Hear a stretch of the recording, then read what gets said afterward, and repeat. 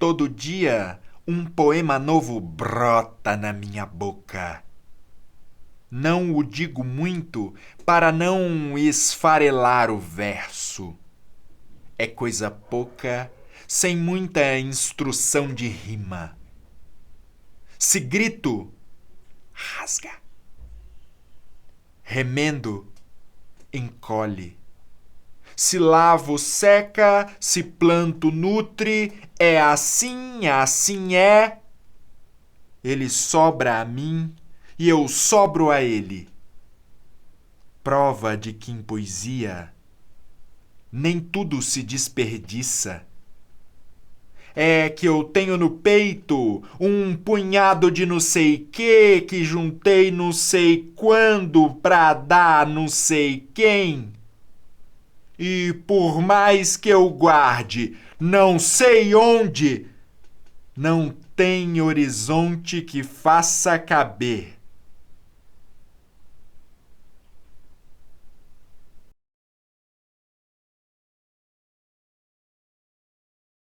Olá, bom dia, boa tarde ou boa noite.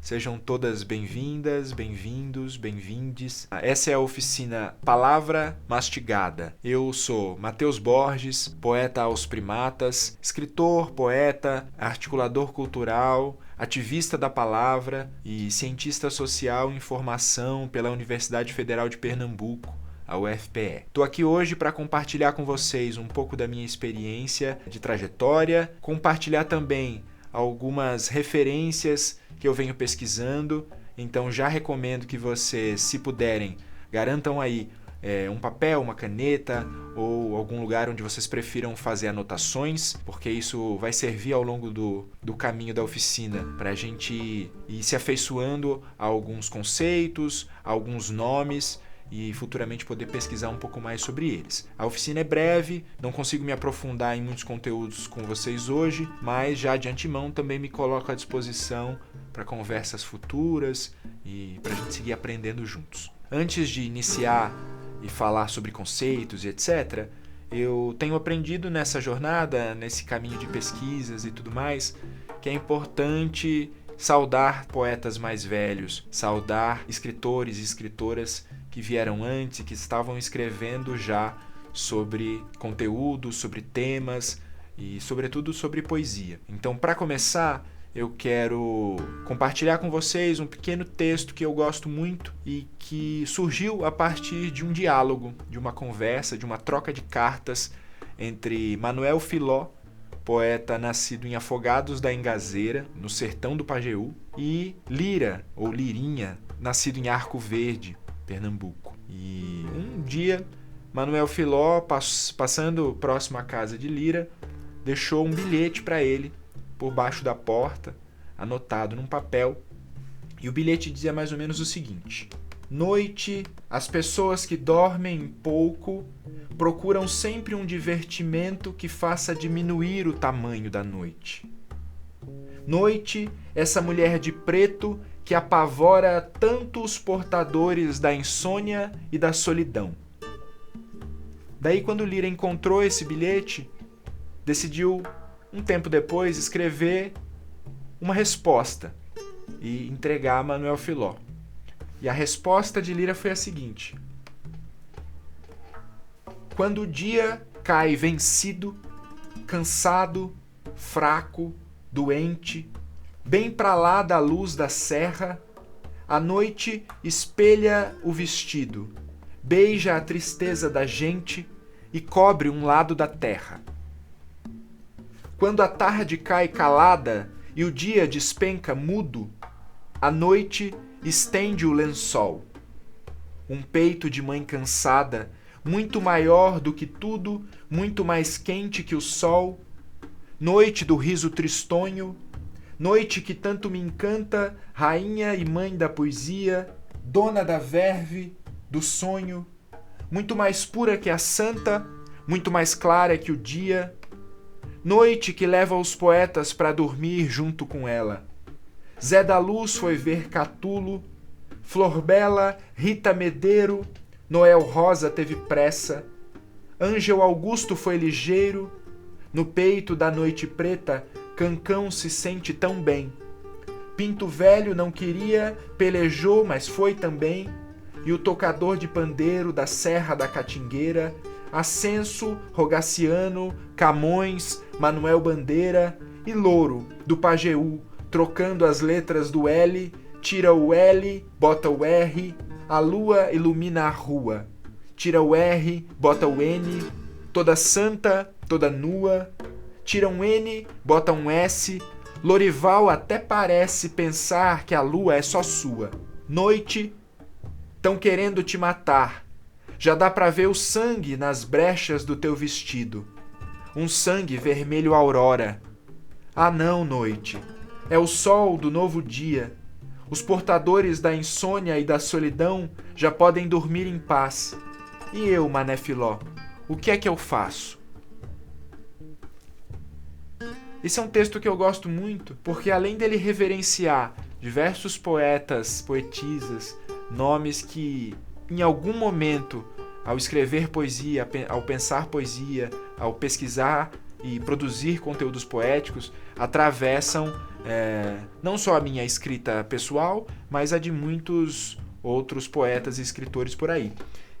E o segundo motivo é porque o mote que dá origem a ela, ou seja, o dispositivo pelo qual ela se dá, é um diálogo, é uma conversa entre dois poetas que, a partir de cartas ou de bilhetes, conseguem conversar sobre a vida, conseguem conversar sobre como observam elementos do cotidiano, da natureza, e com uma temática tão recorrente a todos nós, ou tão comum a todos nós, que é a noite, não é? Então eu gosto muito desse texto, e abrir com ele hoje é uma maneira de também saudar esses poetas e essas poetisas que vieram antes e que tanto nos influenciam. Na sequência, eu quero compartilhar com vocês um pouco do conceito da oficina Palavra Mastigada. Eu, há uns 4 ou 5 anos atrás, escrevi um poema que tinha como uma síntese a seguinte frase: palavra é imagem mastigada pelo verbo. Eu fiquei com isso na cabeça durante um bom tempo, pensando como essas sínteses podiam se transformar também em conteúdos poéticos que não fossem só explicativos ou não só sintetizados, mas que também pudessem avançar conceitualmente e poeticamente, esteticamente, em outras direções. Daí surgiu a oficina Palavra Mastigada, para falar um pouco sobre escrita pessoal e, sobretudo, sobre publicação autoral independente. Hoje eu deixei aqui na mesa para compartilhar com vocês 2 dos meus livros de poesia. O primeiro, de 2019, é Azia da Poesia. Traz poemas breves, pequenos, com uma abordagem um pouco mais concreta, de repente, né? Palavras que, organizadas na página, buscam produzir uma espécie de síntese.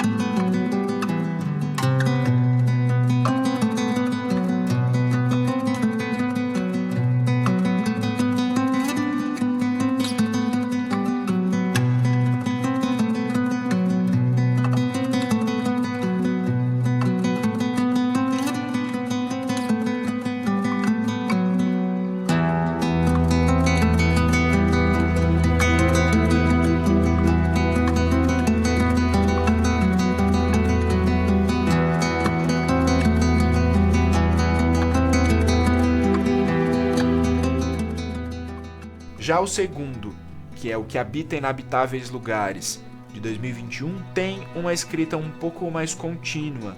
São textos um pouco mais delineados ao longo de capítulos, de páginas mais aprofundadas, digamos assim, no sentido do pensamento, da crítica, da reflexão.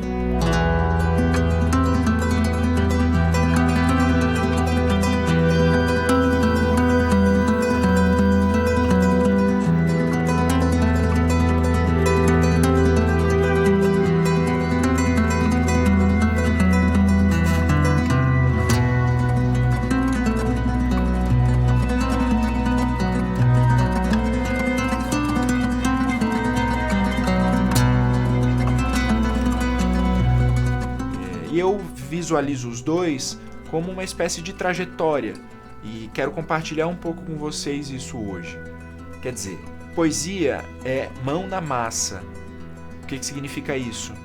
Que ao escrever, ao produzir, nós também produzimos uma espécie de fricção entre aquilo que está premente e aquilo que é urgente, aquela capacidade expressiva que todos nós temos e que pode ser transferida ou transmitida a partir de um verso, de uma estrofe, de uma rima. Claro que nessa videoaula de hoje eu não tenho tempo de aprofundar com vocês uma métrica tão detalhada, uma estrutura de rima ou de sonoridades tão específica, porque são muitas as possibilidades, sobretudo quando pensamos a poesia popular, a poesia oral, poesia falada e esses outros universos de poesia que transcendem, em certa medida, a poesia escrita. Mas, pensando um pouco alguns desses elementos, eu compartilho com vocês essa experiência de trajetória. Por que é uma escrita pessoal? Porque toda poesia, quando é composta, parte de algum elemento que pode se universalizar, pode se transformar em algo universal, mas antes é algo que está sendo maturado dentro de quem a escreve. Esse texto que eu compartilhei com vocês, de Manuel Filó e Lira, é um mote. O mote na poesia popular é conhecido como o dispositivo que gera a necessidade expressiva, ou o tema, não é? No caso desse texto que eu compartilhei com vocês, o tema é a noite. Mas existem outros temas, outras escritas, e ao pensar que poesia significa também um trabalho aplicado a ela, uma dedicação de tempo e de interesse por vasculhar ela também, isso conta sobre o processo estético da escrita, mas também pode contar sobre nós mesmos. E esse é o desafio que eu quero deixar para vocês hoje. Como é que ao escrever um verso, escrever um poema ou sintetizar uma ideia, isso também constrói um aspecto relacional com quem lê, mas ao mesmo tempo nos possibilita registrar aspectos da nossa própria vida pessoal, intelectual, sentimental, emocional, críticas que nós podemos fazer em relação ao mundo e a temas que estão na atualidade. Como é que isso tudo pode caber na poesia? Que a princípio é um espaço em branco, um espaço em aberto e um espaço que não se pretende para além disso, não é? Diversos poetas e poetisas ao longo da história buscam escrever sobre a função do poeta ou da poesia por si só, de onde vem a inspiração, de onde surgem os insights. Não acho que exista uma resposta para isso, mas o que eu compartilho com vocês hoje é uma boa parte dessas perguntas. Em algum momento da construção desse segundo livro que eu compartilhei com vocês, que é de 2021, um texto me surgiu e era justamente perguntando sobre essa função, né, se é que existe alguma, do poeta. E aí o texto é mais ou menos o seguinte: o poeta é um trabalhador permanente a serviço do afeto, lavrador inquieto arando a terra úmida do tempo. Trabalha com a pá que lavra a orbe dos sentidos. Ao poeta, verdade não basta. É preciso que haja amor. É preciso que haja amor. É preciso que haja amor. É preciso que haja amor. É preciso que haja.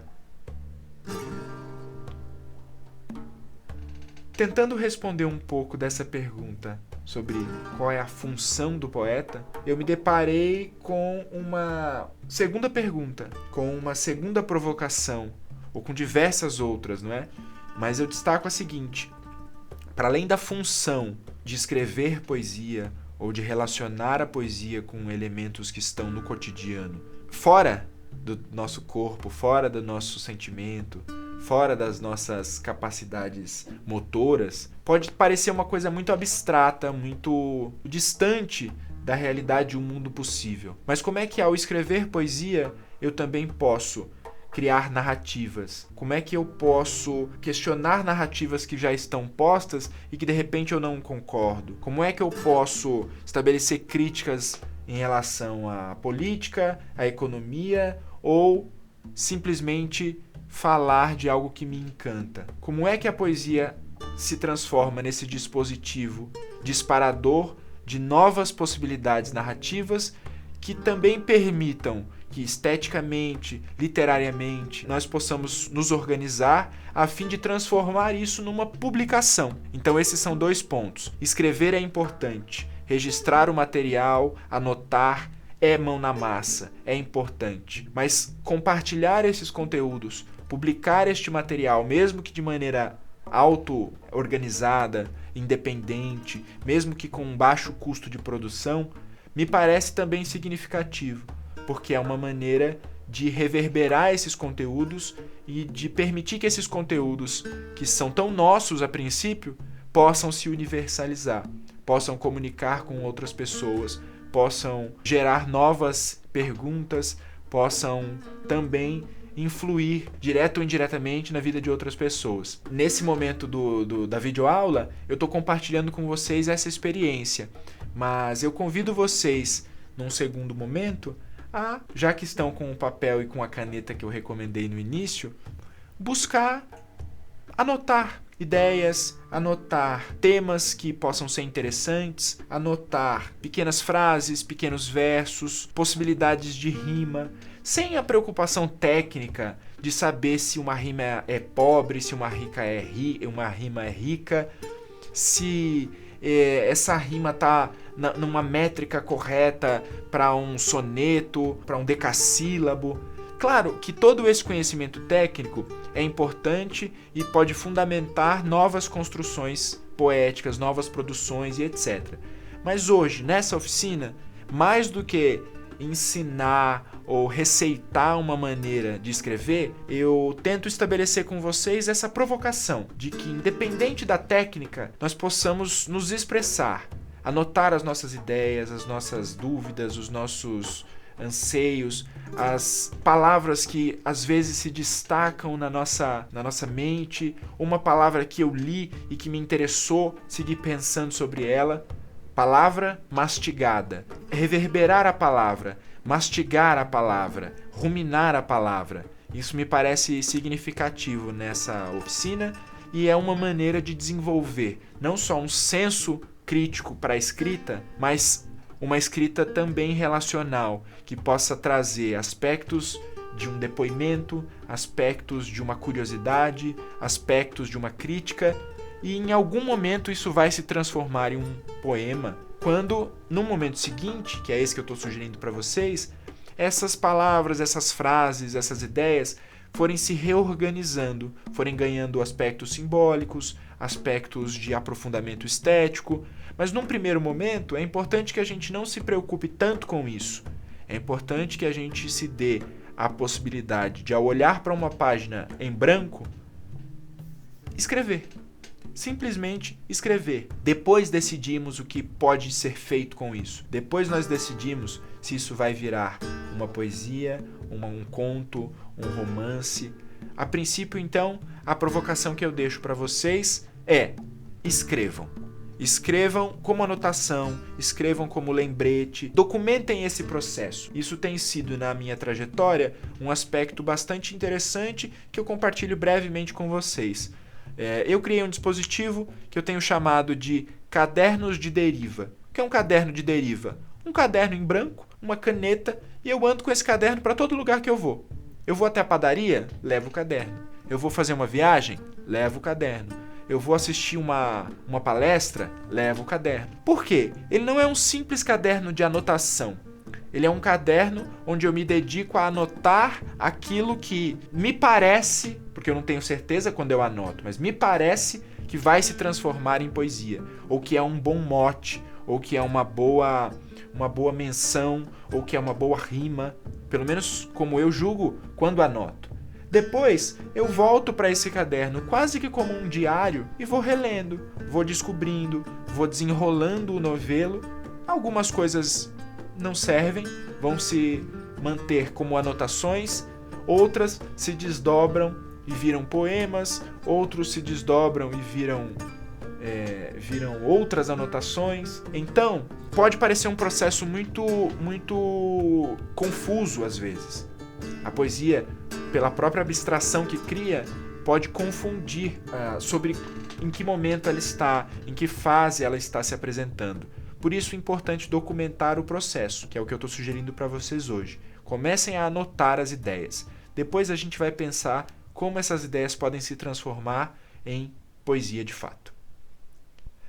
Tem tempo que eu tô pensando no tanto que todo mundo tenta. Todo mundo tenta, tem tempo que eu tô tentando. Testa de ferro, tromba chuva na ladeira. Toma transe no gargalo na manhã do dia seguinte. Quer saber de uma coisa que não muda? Todo tempo tem seu rumo. Todo tombo tem seu sangue. Cada corpo tem seu nu. Cada cu tem seu caminho. Quando olho, quero ver.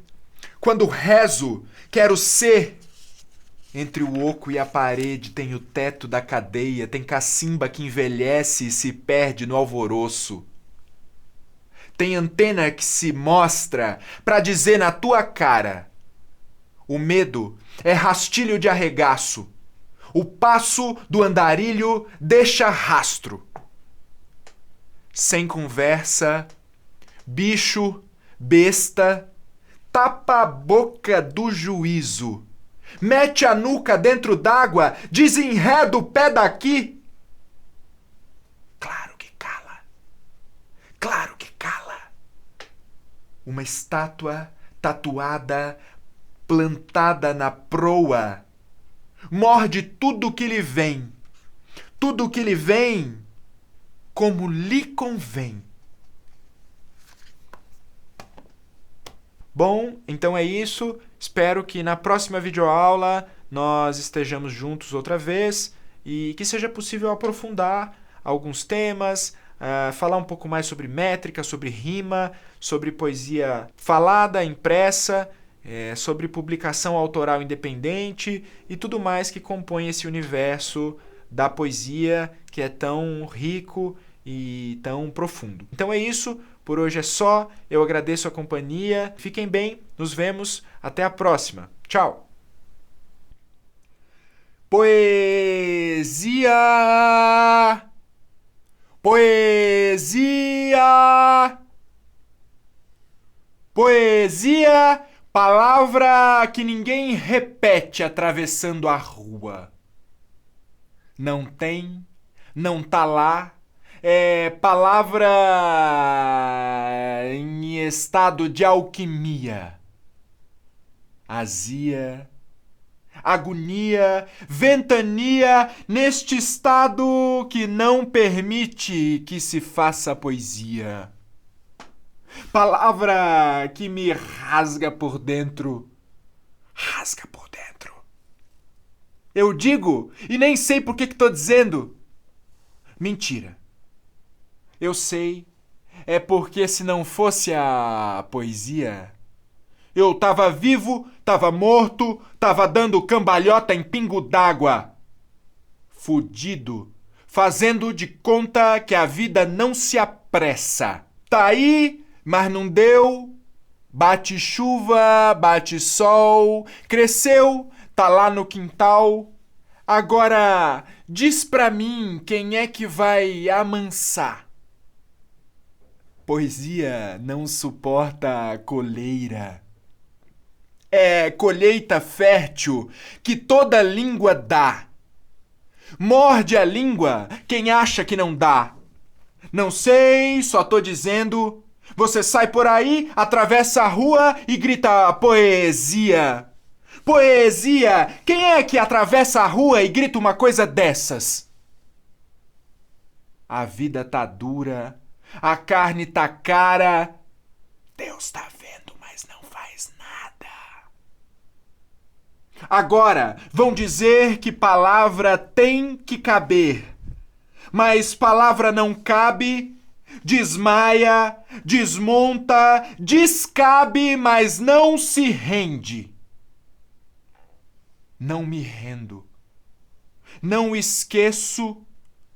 Poesia, palavra que ninguém repete atravessando a rua.